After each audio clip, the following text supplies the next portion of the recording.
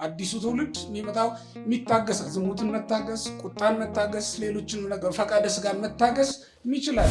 የሚቀበል ሰው ከእግዚአብሔር ይቀበላል፣ የሚሰጥ ሰው ደግሞ ለእግዚአብሔር ያቀብላል። የሚቀበል ከእግዚአብሔር ብድር አለበት፣ የሚያቀብል ወይም የሚሰጥ ሰው ደግሞ እግዚአብሔርን ያበድራል። ስለዚህ ነው ከሚቀበል ይልቅ ማን ብፁዕ ነው? የሚሰጥ ብፁዕ ነው። ቃላችሁ ባህሉን ሁሉ እኮ ቤተክርስቲያን መርታው ነበር። የዚህን ሀገር ባህል የዚህን ሀገር ስርዓት መርታው ነበር። ሰብአዊ ቤቶች ሚናቸው ይታወቃል፣ ምን እንዳደረጉም ይታወቃል። ጉባኤ ቤቶችን ማስፋት ማለት አብያተ ክርስቲያናትን ማስፋት ነው በሌላ አነጋገር። ምክንያቱም ጉባኤ ቤቶችን ማጠናከር ካልተቻለ፣ የተማሩ ደቀ መዛሙርት እንዲወጡ ማድረግ ካልተቻለ በየጊዜው አብያተ ክርስቲያናትን መመገብ ስለማይቻል፣ ስለዚህ የመምህራን ምጣቸው ጭንቀታቸው ሊገባቸው ይገባል።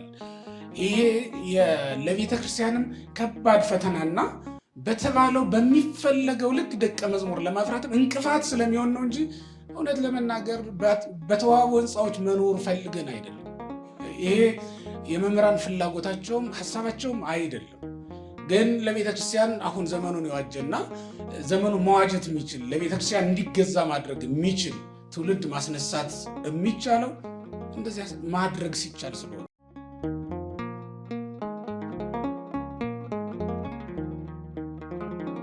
ቅዱስ ዮሐንስ አፈወርቅ በእርግጥም የሚደንቅ የሚገርም ቃል ነው። ምክንያቱም የሚቀበል ሰው ከእግዚአብሔር ይቀበላል፣ የሚሰጥ ሰው ደግሞ ለእግዚአብሔር ያቀብላል። የሚቀበል ከእግዚአብሔር ብድር አለበት፣ የሚያቀብል ወይም የሚሰጥ ሰው ደግሞ እግዚአብሔርን ያበድራል። ስለዚህ ነው ከሚቀበል ይልቅ ማን ብፁዕ ነው? የሚሰጥ ብፁዕ ነው ተብሎ የተነገረው። ለዚህ ነው አምላካችን መድኃኒታችን ኢየሱስ ክርስቶስ ደቀ መዛሙርቱን ካስተማራቸው በተግባር ካስተማራቸው ትምህርቶች አንዱ መስጠት ነው። ሀብጎሙ አንትሙ ዘይበልዑ፣ የሚበሉትን ስጧቸው ብሎ ለደቀ መዛሙርቱ አስተምሯቸዋል። የለንም ቢሉ እንኳን ያችን ያለቻቸውን እንዲያመጧት ነግሯቸዋል። ከሚቀበል ይልቅ የሚሰጥ ብፁዕ ነውና ይህንን በተግባር አሳይቷቸዋል። ለሚሰጥ ሰው እግዚአብሔር በረከትን ይሰጣል። ዮሐንስ አፈወርቅ ይህንን ቃል ምንድን ነው የሚለው? ሌሎችም ሊቃውንት ተባብረውበታል። በእርግጥ የሚቀበል ሰው የሚሰጥ ሰው በምድርም ሳለ በረከትን ያገኝበታል ይላል። ሐዋርያት እንዳደረጉት እንደተደረገላቸው ማለት ነው። ሳይሰጡ 7 እንጀራ ወይም 5 እንጀራ ነበራቸው። ለመስጠት ፈቃደኞች ሲሆኑ ግን 5ቱ ወደ 12 ቅርጫት በዛላቸው። ያውም ያ ሁሉ ሰው ተመግቦለት የምታውቁት ቁጥር። 7ቱ ደግሞ ወደ 7 ቅርጫት እንዳደገላቸው እንደበዛላቸው ተጽፏል። መስጠት በቤተ ክርስቲያን ቋንቋ መዝራት ነው። ይህንን ሐዋርያትም እንደነገሩን በጥቂት የሚዘራ ብለው የተናገሩት በጥቂት የሚሰጥ ማለታቸው ነው። በጥቂት ያጭዳል፣ ወዘሰ በብዙ ይዘር፣ በብዙ የሚዘራ ሰው ግን በብዙ ደግሞ ይሰበስባል ተብሎ የተጻፈው አብዝቶ የሚሰጥ ሰው አብዝቶ የሚቀበል መሆኑን ነው የሚያሳየው። መምህራን ትምህርታቸውን ይሰጣሉ፣ ባለጸጎች ገንዘባቸውን ይሰጣሉ። ሁለቱም ለፍጹምነት እንብቃ ካሉ ያላቸውን ሁሉ አውጥተው መስጠት ይጠበቅባቸዋል፣ ይገባቸዋል። ምክንያቱም ጌታችን ኢየሱስ ክርስቶስ ሲያስተምረን እመሰ ትፈቅድ ፍጹመ ትኩን ነው። ፍጹም ልትሆንስ ብትወድ ሁር ወሲት ኩሎ ዘብከ ወሀብ ለነዳያን ወለምስኪናን፣ ያለህን ሁሉ ሽጥ ከዚያም ለነዳያን ስጥና መጥተህ ተከተለኝ ብሎ ነው የተናገረው። ስለዚህ መምህራንም የልባቸውን አውጥተው መጀመሪያ የተማሩትን ያስተምራሉ፣ ኋላ ደግሞ አራቀው አመስጥረው መጻሕፍትን ከመጻሕፍት አገናኝተው ያንን ደግሞ ጽፈውም ሆነ ነግረው ያልፋሉ።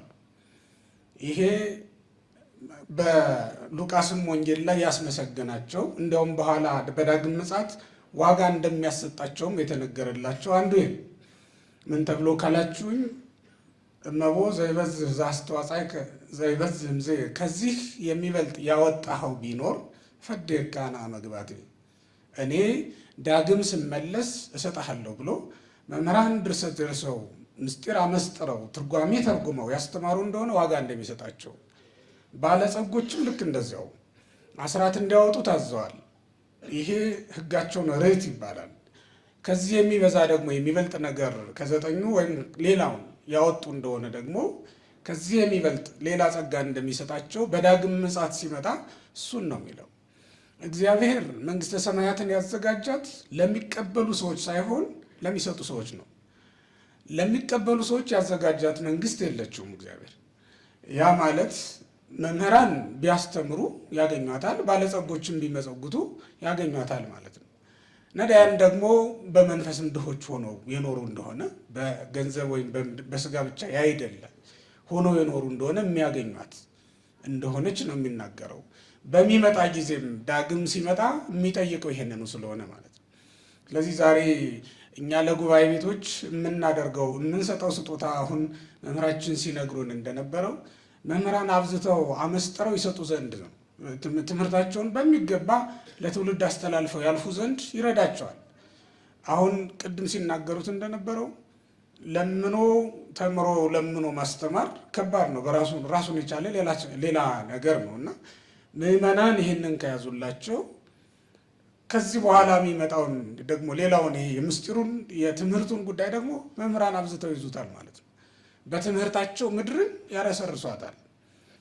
እግዚአብሔር በደመና ጭኖ የሚልክልን ዝናብ ብቻ አይደለም ምድርን የሚያረሰርሳት። እንደምታውቁት ጠል የሚባል አለ። ደመና እንኳን ሳይዞር ምድርን የሚያረሰርሳት የሚያረካት ማለት ነው። ጠልም ለምድር ያስፈልጋታል። ያ ማለት ጠል ደመና ክርስቶስም ሐዋርያትም የጻፉልን ያስተማሩን ትምህርት ነው። ጠል ደግሞ መምህራን ከልባቸው አፍልቀው የሚያራቅቁት ርቃቄ ነው በጠል የሚመሰለው ማለት ነው።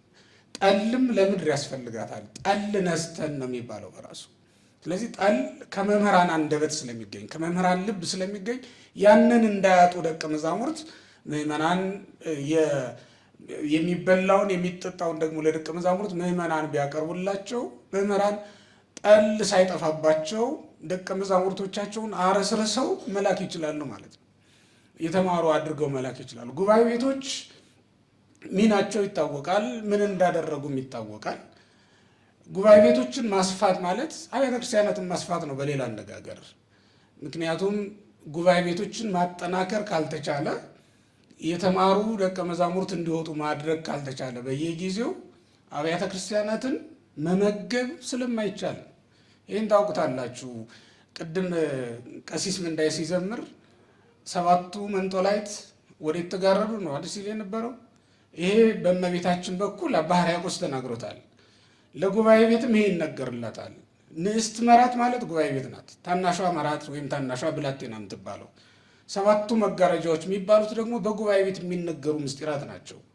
እነዚህ የተጋረዱባት ናት እንግዲህ ጉባኤ ቤት።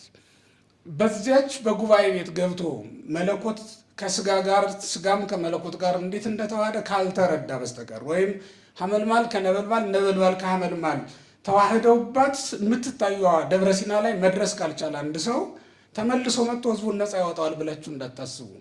እግዚአብሔር ነፍሳትን ነፃ የሚያወጡ ሙሴዎችን የሚልከው እዚያ ላይ ካወጣቸው በኋላ ነው። ለምን ይመስላችኋል? አስቀድሞ እግዚአብሔር ታች እያለ ሙሴን ያላከው ወደ ግብፅ ወደ ደብረ ሲና እንዲመጣ ምልክት ያሳየው ለምን ይመስላችኋል? እዚያ እንዲመጣ ጫማውን እንዲፈታ መታዘዝ እንዲጀምር እኮ ነው። ጫማውን ፈታ። ከዚያ በኋላ መታዘዝ ጀምሯል። ሐመልማል ከነበልባል ነበልባልም ከሐመልማል ሲዋሃዱ ያንን ድንቅ ምስጢር ተመልክቷል።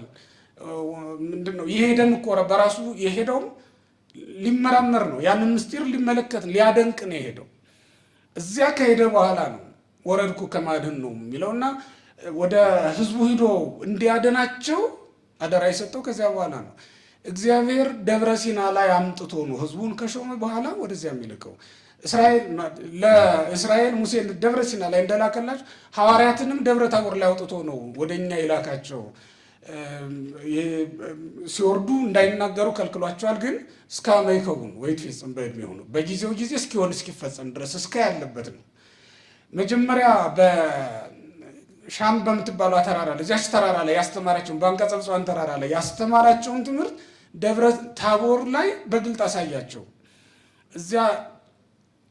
እዚያች የአንቀጸ ብፁዓን ተራራ ላይ ቃሉን ነበር የነገራቸው። እዚያ ደግሞ በተግባር አሳያቸው፣ ደብረ ታቦር ላይ ማለት ነው።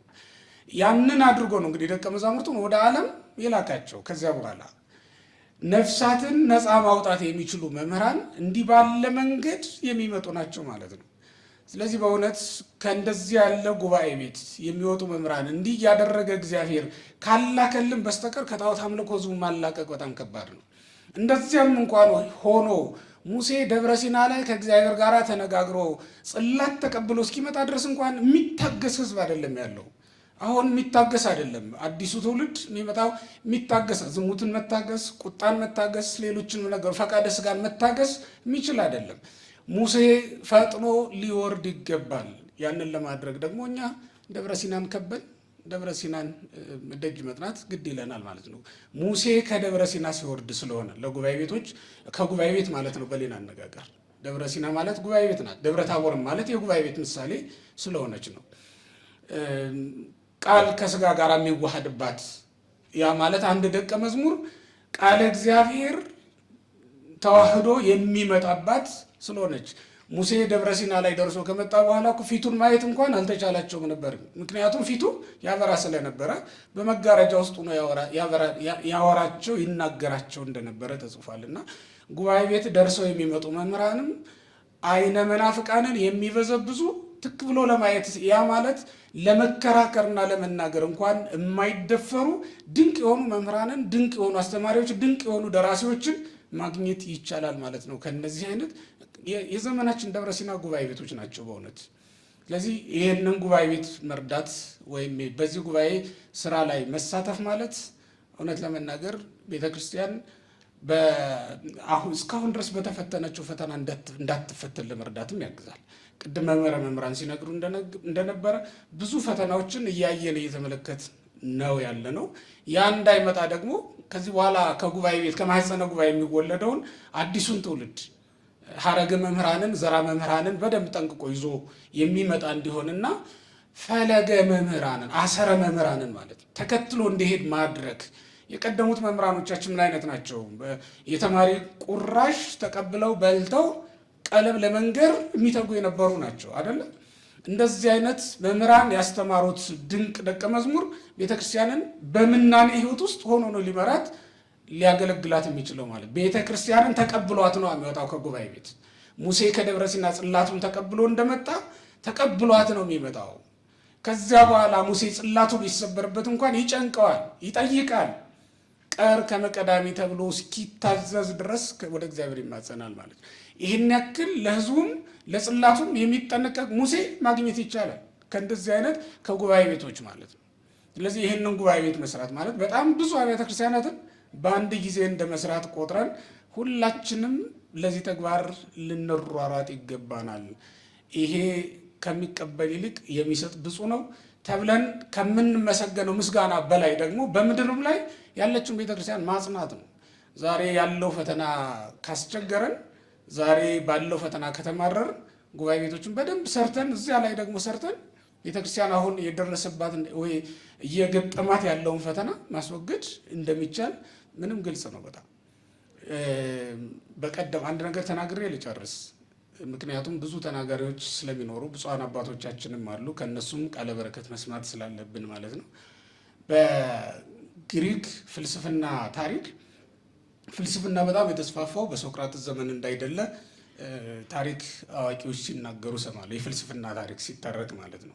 በኋላ የተነሱት መምህራን ናቸው። ደቀ መዛሙርቱ እያበዙ ማስተማር ሲጀምሩ ጉባኤ አስፍተው ፍልስፍና በደንብ የሰፋው የምዕራቡን ዓለም በጠቅላላ መግዛት መቃኘት የቻለው ፍልስፍናው ጉባኤ ቤት መስራት ሲቻል። ጉባኤ ቤቶችን ማስፋት ማለት ቤተክርስቲያን ሁሉን እንድትመራ ማድረግ ይቻላል።